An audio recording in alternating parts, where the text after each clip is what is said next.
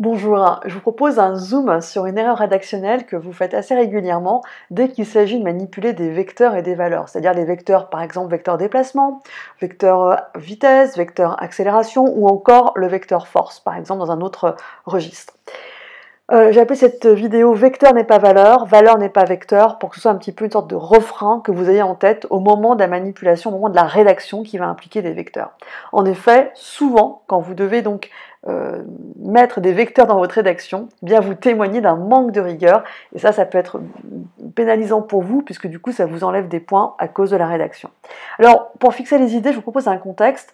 On va s'intéresser à la force exercée par le Soleil, modélisée par son centre d'inertie S, donc force qui l'exerce sur la Lune, modélisée elle aussi par son centre d'inertie noté L. Donc un grand classique en termes de questions, d'exercice, ça peut être de donner les caractéristiques de la force de gravitation exercée par le Soleil sur la Lune, donc représentée par le vecteur force L sur L. Donc voici un exemple de copie, un extrait de copie que je peux rencontrer. Donc là, à première vue, l'élève a bien rédigé, elle a bien structuré, en l'occurrence c'est une fille, elle a bien structuré sa réponse, direction, sens, valeur, en mettant le F vecteur, la vecteur force, le vecteur force, on va y arriver, à gauche de la collade. La direction, c'est bien celle de la droite d'action SL. Le sens, c'est bien de la Lune vers le Soleil, puisque c'est une force qui est attractive, et c'est le Soleil ici qui exerce cette force.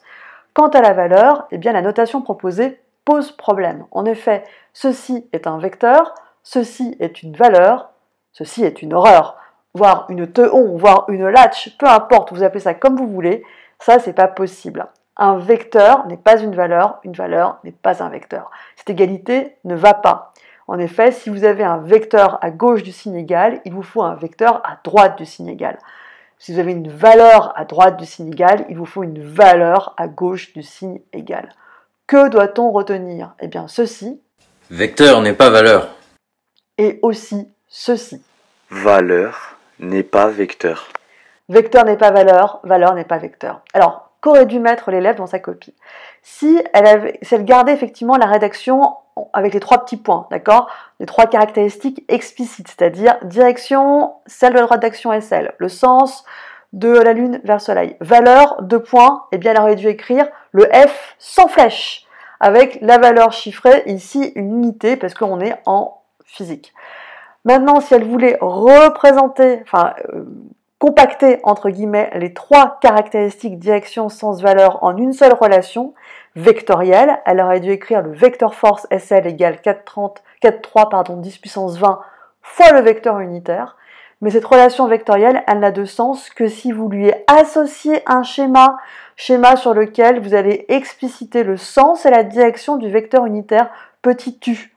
En effet, le vecteur force est collinéaire à petit u, et ici de même sens puisqu'il n'y a pas de moins. Donc, il faut toujours associer, si vous faites une seule égalité vectorielle pour vous affranchir du direction, sens, valeur, il faut associer à votre relation vectorielle le petit schéma qui explicite la direction et le sens du vecteur u. Donc, moi, ce que je vous conseille, c'est de plutôt garder une rédaction assez explicite. Vecteur F, accolade, direction 2 points, sens 2 points, valeur 2 points.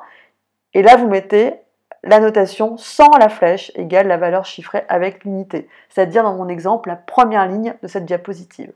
Voilà, donc j'espère pourquoi vous comprenez quand vous mettez une vecteur égale une valeur, pourquoi vous perdez des points, parce que ce n'est pas quelque chose d'homogène, ce n'est pas quelque chose de rigoureux. Je vous dis à bientôt.